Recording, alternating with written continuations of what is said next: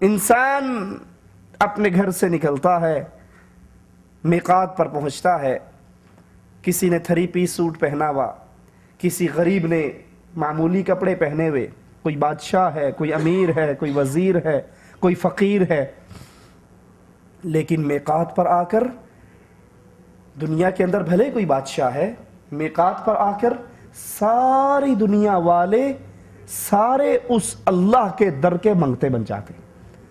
2 چادروں کے اندر فقیروں کی طرح لباس پہن کر اللہ کے سامنے اپنی عاجزی اور انکساری کا اعلان کرتے ہیں۔ آپ کا یہ عمل آپ کو سمجھا رہا ہے دنیا میں کوئی آدمی کتنا ہی بڑا ہو جائے، لیکن یاد کرو پوری دنیا فقیر ہے اور داتا فقط عرش والا اللہ ہے۔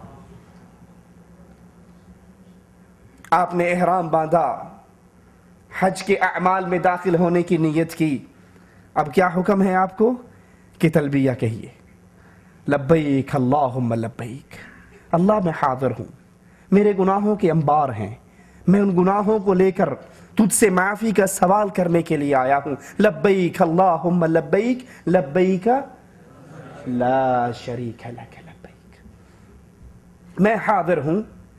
کس ایمان کے ساتھ، کس عقیدے کے ساتھ، کس دعوت کے ساتھ، کس سوچ اور فکر کے ساتھ؟ لا شریک لک، اللہ میں گواہی دیتا ہوں تیرا کوئی شریک نہیں، نہ عیسیٰ تیرا بیٹا ہے، نہ عزیر تیرا بیٹا ہے، نہ محمد صلی اللہ علیہ وسلم تیرے نور میں سے نور ہے، لا شریک لک، نہ تیری ذات میں کوئی شریک، نہ تیری صفات میں کوئی شریک، نہ تیری عبادت میں کوئی شریک، تو تمام شریکوں سے پاک ہے، وحدہ لا شریک ہے۔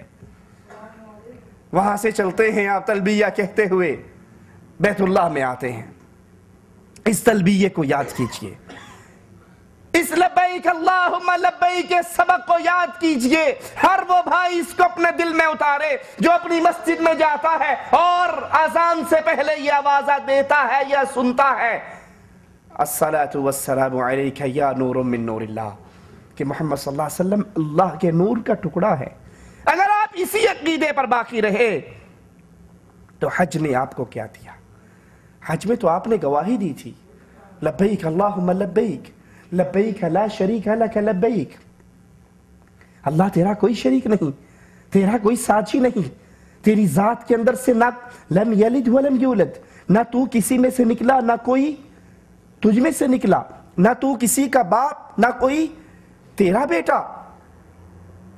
لیکن آپ اپنے انڈیا پاکستان میں واپس جا کر اپنی مسجد میں آواز لگاتے ہو، الصلاۃ والسلام علیک یا نور من نور اللہ، کہ محمد صلی اللہ علیہ وسلم اللہ کے نور کا ٹکڑا ہے، اللہ کے نور کا جز ہے۔ وہ ذاکر کہتا ہے توبہ توبہ توبہ علی نو خدا اکھنے ہاں، نہ خدا تو جدا اکھنے ہاں، ہم علی کو نہ خدا کہتے ہیں اور نہ ہی خدا سے جدا کہتے ہیں، یعنی وہ خدا بھی نہیں ہے اور خدا سے جدا بھی نہیں ہے، پھر کیا ہے بھائی؟ وہ اللہ تو وہ ہے، آپ نے حج میں اقرار کیا، لبیک اللہم لبیک، لبیک لا شریک لک لبیک، مالک تیرا کوئی ساجی نہیں، اللہ تیرا کوئی شریک نہیں، اللہ تیرا کوئی ساتھی نہیں، نہ محمد تیرے نور کا ٹکڑا ہے، نہ عیسیٰ تیرا بیٹا ہے، نہ عزیر تیرا بیٹا ہے، نہ علی تجھ میں سے نکلا ہے، تمام عقیدے شرکیہ عقیدے ہیں۔ حج کرتے وقت اللہ مالک سب سے پہلے میقات پر احرام باندھتے ہی جو سبق آپ کو دے رہا ہے وہ لا الہ الا اللہ کا سبق ہے۔ آپ بیت اللہ میں داخل ہوتے ہیں، آپ کا یہ سفر ثواب کی نیت سے، گناہوں کی معافیوں کی نیت سے بیت اللہ کا سفر ہے۔ یہ آپ کو کیا سبق دیتا ہے کہ رسول اللہ صلی اللہ علیہ وسلم نے فرمایا 3 جگہ کا سفر ثواب کے ارادے سے ہو سکتا ہے۔ وہ 3 جگہ کون سی ہیں یاد ہے آپ کو؟ ایک تو اجمیر شریف کا دربار، ایک لاہور میں حجویری صاحب کا، اور ایک ملتان میں شاہ شمس تبریز کا۔ ان 3 جگہ پہ ثواب کے لیے جا سکتے ہیں؟ نہیں، رسول اللہ صلی اللہ علیہ وسلم نے فرمایا 3 جگہ کے علاوہ ثواب کی نیت سے سفر کرنا حرام ہے، اور وہ 3 جگہ کون سی ہیں؟ بیت اللہ، بیت المقدس اور مسجد رسول علیہ الصلوۃ والسلام۔ آپ بیت اللہ کی طرف چل رہے ہیں، یہ آپ کو سبق دے رہا ہے، یہ آپ کو سمجھا رہا ہے جیسے تم اللہ کے گھر کے لیے، اللہ کے گھر کے حج کے لیے اور زیارت کے لیے، طواف کے لیے آ رہے ہو، ثواب کی امید ہے، گناہوں کی معافی کی امید ہے، رزق کا سوال ہے، بیماریوں سے شفا کا سوال ہے، مشکلات کے حل کرنے کا سوال ہے۔ اب اس طرح کی نیت لے کر، ثواب کی ارادہ لے کر کسی کے در پہ حاضری نہیں ہو سکتی۔ آپ بیت اللہ میں آئے، آپ نے بیت اللہ کا طواف کیا، حجر اسود کو چوما۔ کہ حجر اسود عمر ابن خطاب رضی اللہ عنہ وارضا جب اس کے سامنے آتے ہیں تو رک جاتے ہیں، کہتے ہیں جانتا ہوں تو ایک پتھر ہے، نہ تیرے ہاتھ میں نفع ہے نہ نقصان ہے، چومتا کیوں ہوں؟ اس لیے کہ میں نے اپنے آقا جناب محمد الرسول اللہ صلی اللہ علیہ وسلم کو چومتے ہوئے دیکھا۔ تیرے چومنے میں کوئی کمال نہیں ہے کہ تجھے چومنے سے کوئی نفع ہوگا، نقصان ہوگا، شفا ہوگی، اس لیے چوم رہا ہوں کہ یہ سنت محمد الرسول اللہ ہے صلی اللہ علیہ وسلم۔ بیت اللہ کا طواف کیا۔ یہ بیت اللہ کا طواف آپ کو کیا سمجھاتا ہے؟ اس بیت اللہ کے طواف کا تقاضا کیا ہے؟ یہ بیت اللہ کا طواف آپ کو درس کیا دے رہا ہے؟ اے بیت اللہ کا طواف کرنے والے، جب تو نے حج کے اندر اللہ کے گھر کا طواف کیا، حجر اسود کو چوما، اب تیرے لیے سبق ہے کہ بیت اللہ کے علاوہ کسی اور جگہ کا طواف اللہ سے ثواب کی امید رکھتے ہوئے، عبادت کے طور پہ، نیکی کے ارادے سے نہیں کیا جا سکتا۔ بیت اللہ کا طواف آپ نے کیا، اور اب آپ جا کر کسی بابے کی قبر کا بھی طواف کر لے تو آپ کا یہ حج آپ کو فائدہ نہ دے گا۔ آپ نے حجر اسود کو چوما، اور حجر اسود کو چومنے کے بعد جب انڈیا گئے اجمیر والے بابا کے پاس، تو اس کے دربار کے شروع ہوتے ہی پہلے دہلیز کو چوم کر آگے بڑھے، تو اس حج نے آپ کو کیا سبق دیا؟ غور کیجئے، یہ چھوٹی چھوٹی باتیں ہیں، لیکن یہ ایمان اور عقیدے کا مسئلہ ہے۔ اگر اس پہ غور نہ کیا، ہو سکتا ہے یہ ہماری ساری عبادت ہمارے منہ پر مار دی جائے۔ بیت اللہ کا طواف کرنے کے بعد آپ زمزم پیتے ہیں، تبرک ہے نا، بوتلیں بھر بھر کے انڈیا پاکستان جاتی ہیں نا، اور یہ وہ پانی ہے کہ محمد الرسول اللہ صلی اللہ علیہ وسلم فرماتے ہیں ماء زمزم لما شرب لہ۔ زمزم پیتے ہوئے تم جو بھی اللہ سے مانگو گے اللہ تمہیں عطا کر دے گا۔ زمزم پیتے ہوئے تم جو دعا اللہ سے مانگو گے اللہ مالک تمہاری دعا کو قبول کر لے گا۔ اب آپ نے زمزم پیا اور اس کو بوتل بھر کے گھر بھی لے گئے، اور پھر جب انڈیا پاکستان میں کسی بابا جی کی قبر پر گئے تو وہاں سے بھی عرق گلاب کی بوتل بھر کے گھر لے آئے کہ بابا کی قبر کا عرق گلاب یہ دھون ہے، اس کے پینے سے سارے معاملہ ٹھیک ہو جائیں گے۔ تو اس حج نے آپ کو کیا دیا؟ اس حج سے آپ نے کیا سبق لیا؟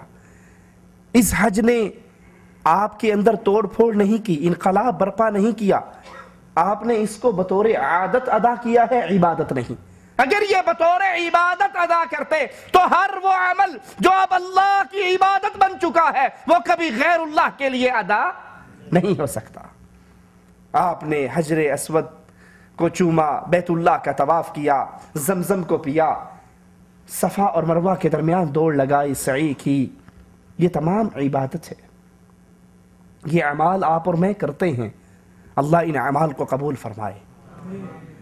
لیکن یاد کیجئے، صفا اور مروہ کے درمیان دوڑ لگانے والے مسلمان یہ دوڑ ہم کیوں لگا رہے ہیں؟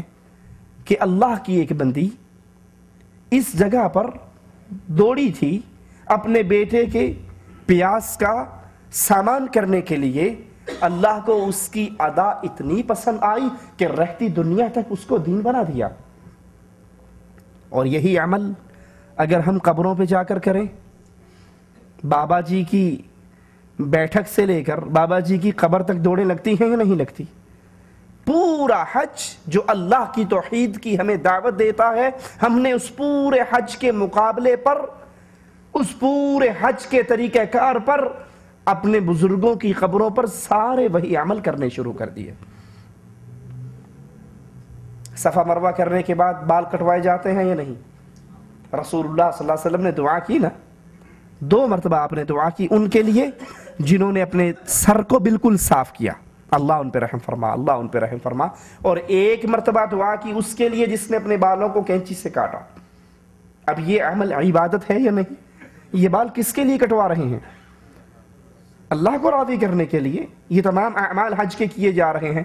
کیا خیال ہے جب ہمارے علاقے میں بابا جی کا عرس لگتا ہے تو اس کے دربار پر آنے والے اپنے بچوں کی پورے سر کی ٹنڈ کروا کے ایک چٹیا چھوڑتے ہیں یا نہیں چھوڑتے؟ دیکھے ہیں آپ نے؟ میں غلط تو نہیں کہہ رہا؟ وہ لٹ شاہ دیکھا ہے نا، جس کی ایک لٹ لٹکی ہوئی ہوتی ہے؟ یہ کیا ہے؟ یہ بابا جی کے نام پر ہے۔ ہماری اولاد نہیں ہوتی تھی، ہم نے بابا جی سے آ کر دعا کی، ہماری اولاد ہو گئی۔ اس کے بعد اب ہر سال ہم اپنے بچے کو لاتے ہیں، وہ پورے بالوں کی ٹنڈ کر دیتا ہے لیکن ایک چٹیا بابا کے نام پہ چھوڑ دیتے ہیں۔ یہ بال کٹوانا تو حج کے اندر اللہ کی عبادت میں سے ایک عمل تھا، وہی عمل ہم آج قبروں پر کر رہے ہیں۔ میری باتوں سے ناراض نہ ہوں، غور کیجئے، ٹھنڈے دل کے ساتھ سوچئے، کیا واقعی ہم اللہ کی عبادت والے ایک ایک کام کو اپنے باباؤں اور بزرگوں کے نام پہ نہیں کر رہے؟ آپ اس حج سے کیا سمجھ رہے ہیں، کیا سیکھ رہے ہیں؟ یہ پہلا سوال ہے۔ یہ حج آپ کو کیا دے رہا ہے؟ یہ پہلا سوال ہے۔ آپ نے صفا مروہ کر لیا، اب 8 تاریخ کو آپ مینا میں گئے، آپ نے نمازوں کو ان کے وقتوں پر ادا کیا لیکن قصر کر کے۔ کیوں؟ غور کیجئے کیوں؟ اس لیے کہ یہ سنت محمد رسول اللہ ہے، یہ عمل سنت محمد رسول اللہ ہے۔ ظہر کی نماز، عصر کی نماز، مغرب کی نماز، عشاء کی نماز اپنے اپنے وقتوں پہ لیکن قصر پڑی جا رہی ہے، یہ عمل سنت محمد رسول اللہ ہے۔ اور حج کا سبق ہے، حج کا سبق ہے کہ ہم نے ہر وہ کام کرنا ہے جو رسول اللہ صلی اللہ علیہ وسلم سے ثابت ہو۔ تو کیا خیال ہے زندگی کے باقی دنوں کے اندر بھی ایسے ہی کرنا چاہیے یا نہیں؟ سوچئے ذرا اپنے دل میں، غور کیجئے۔ اللہ سب سے پہلے کہنے والے کو سوچنے کی توفیق دے، دن میں وہ کتنے عمل ہیں جو ہم رسول اللہ صلی اللہ علیہ وسلم کی سنت کے خلاف کرتے ہیں۔ یہ حج مجھے اور آپ کو سبق دے رہا ہے کہ عبادت اللہ کی کرنی ہے اور طریقہ رسول اللہ صلی اللہ علیہ وسلم سے لینا ہے۔ آپ مینا کے اندر اپنے اپنے وقتوں پہ نماز ادا کر رہے ہیں لیکن قصر نماز ادا کر رہے ہیں۔ کیوں؟ اس لیے کہ یہ سنت محمد الرسول اللہ ہے۔ 9 تاریخ کو آپ عرفہ کی طرف جاتے ہیں اور عرفہ کے بارے میں رسول اللہ صلی اللہ علیہ وسلم فرماتے ہیں کہ حج تو نام ہی عرفہ کا ہے، حج نام ہی عرفہ کا ہے۔ اس دن اللہ عز و جل فرشتوں سے سوال کرتا ہے، اے میرے فرشتوں، یہ لوگ کہاں کہاں سے آئے ہیں؟ یہ کتنی دور دور سے اکٹھے ہونے والے، یہ کیا مانگتے ہیں؟ ان کا سوال کیا ہے؟ ان کی ڈیمانڈ کیا ہے؟ فرشتوں کو گواہ بنا کر مالک کہتا ہے، میرے فرشتوں، میں نے ان سب کے گناہوں کو معاف فرما دیا۔ رسول اللہ صلی اللہ علیہ وسلم فرماتے ہیں، شیطان اس دن اپنے سر میں خاک ڈالتا ہوا، ہوا خارج کرتا ہوا دوڑتا ہے کہ میں نے ان بندوں کو گمراہ کرنے کے لیے کتنے پاپڑ بیلے اور اللہ عز و جل نے ایک لمحے کے اندر سب کے گناہوں کو معاف کر دیا۔ یہ عرفہ کا دن، آئیے ذرا اس عرفہ کے دن سے کچھ سیکھیں، کچھ سمجھیں۔ رسول اللہ صلی اللہ علیہ وسلم فرماتے ہیں، سب سے افضل دعا، سب سے افضل کلمات جو میں نے کہے اور مجھ سے پہلے گزر جانے والے نبیوں نے کہے عرفہ کے دن، وہ کیا ہے؟ لا الہ الا اللہ وحدہ لا شریک لہ، لہ الملک ولہ الحمد، یحیی ویمیت وہو حی لا یموت، بیدہ الخیر وہو علی کل شیء قدیر۔ عرفہ کے دن سب سے بہترین دعا جو اللہ کے نبی نے کی اور اللہ کے نبی صلی اللہ علیہ وسلم سے پہلے باقی تمام انبیاء نے کی، یہ پوری دعا منہج ہے، یہ پوری دعا راستہ ہے، یہ پوری دعا دعوت ہے، یہ پوری دعا آپ کو اور مجھے فکر دیتی ہے، اور وہ فکر اللہ کی توحید کی فکر ہے۔ پوری دعا اللہ کی صفات، اللہ کی توحید، عقیدے کی ایک کھلی ہوئی کتاب ہے، لا الہ الا اللہ، اللہ کے علاوہ کوئی الہ نہیں، اللہ کے علاوہ کوئی مشکل کشا نہیں، اللہ کے علاوہ کوئی حاجت روا نہیں، اللہ کے علاوہ کوئی اولاد دینے والا نہیں، اللہ کے علاوہ کوئی قانون ساز نہیں، اللہ کے علاوہ کوئی شہنشاہ نہیں، کوئی حاکم نہیں، کوئی ایسا نہیں جس کا قانون اس دھرتی پہ چل سکے، لا الہ الا اللہ، یہ ایک اللہ ہے۔ اچھا ہیں کتنے؟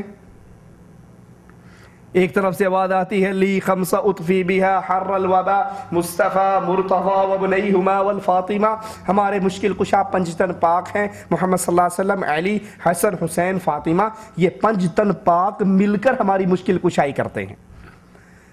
ایک طرف سے آواز آتی ہے نہیں نہیں، ساڈا عبد القادر قادر ہے، سانو ہور کسے دی لوڑ نہیں، پیر عبد القادر جیلانی وہ خود ہر کام کرنے پہ قادر ہیں، اب ہمیں کسی اور کی ضرورت نہیں۔ ایک طرف سے آواز آتی ہے خدا کے پلے میں سوائے وحدانیت کے کیا رکھا ہے، جو لینا ہے وہ لے لیں گے در مصطفیٰ سے۔ اب آئیے ذرا مالک اپنے رسول کی زبان سے عرفہ کے دن جو دعا نکلوا رہے ہیں وہ کیا ہے؟ لا الہ الا اللہ وحدہ، اللہ کتنے ہیں؟ وحدہ، نہ عیسیٰ اس کا بیٹا، نہ عزیر اس کا بیٹا، نہ محمد صلی اللہ علیہ وسلم اس کے نور میں سے نور، نہ پنجتن پاک مشکل کشا، نہ علی مشکل کشا، نہ ولی مشکل کشا، نہ نبی مشکل کشا، وحدہ، اللہ ایک ہے، لا شریک لہ۔ اللہ نے آسمان پیدا کیا تو کوئی بابا جی ساتھ تھا؟ اللہ نے زمین پیدا کی کوئی پیر صاحب ساتھ ہیں؟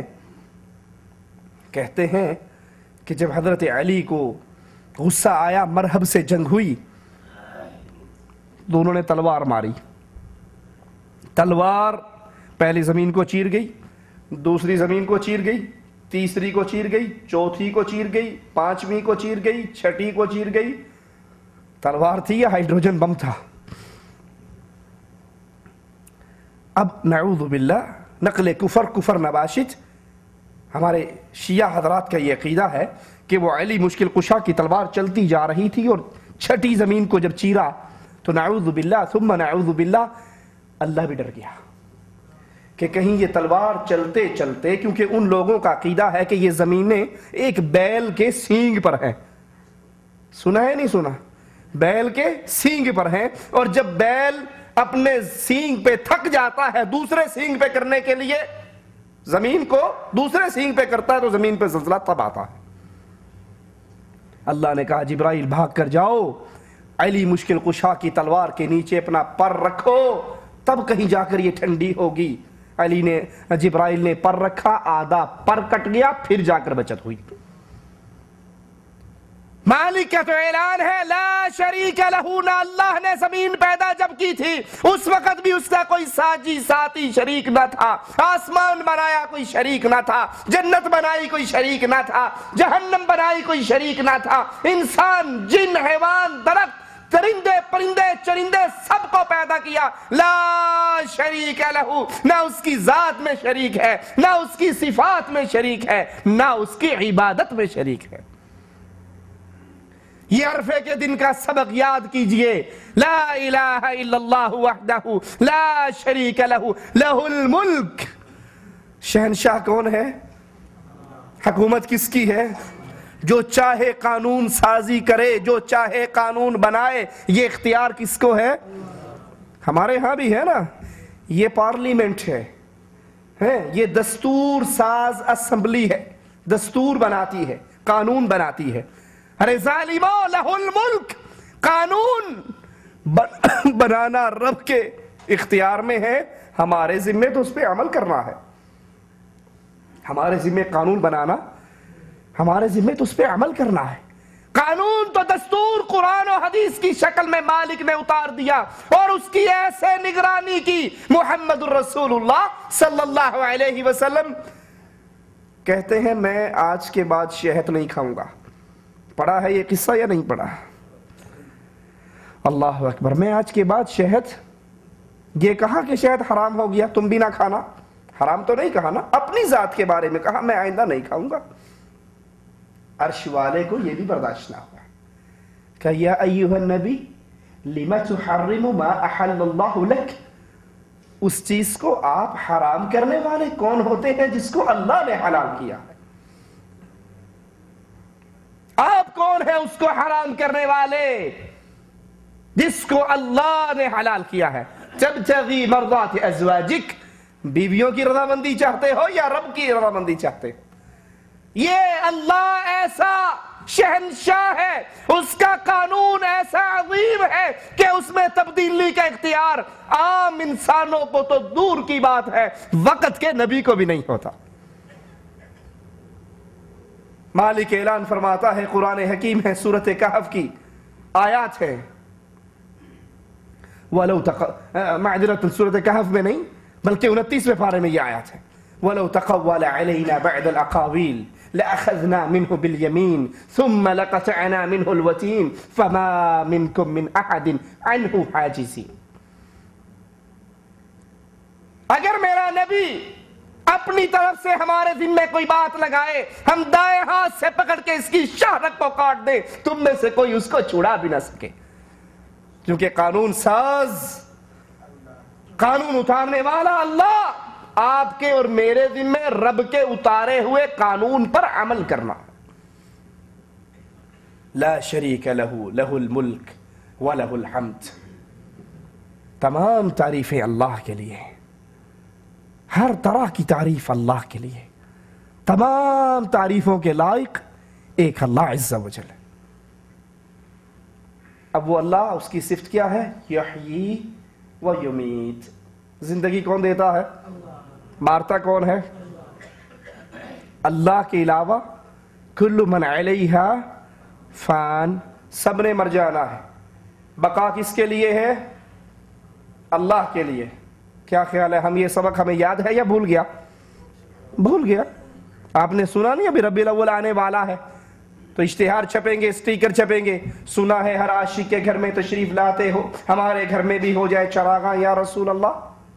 یہ نعتیں نہیں سنی؟ اللہ کے نبی زندہ ہیں، موجود ہیں، حاضر ناظر ہیں، ہر جگہ پہ ہیں، سب کچھ جانتے ہیں، موت زندگی کے اختیار آپ کے پاس ہے۔ نبی تو نبی رہ گئے۔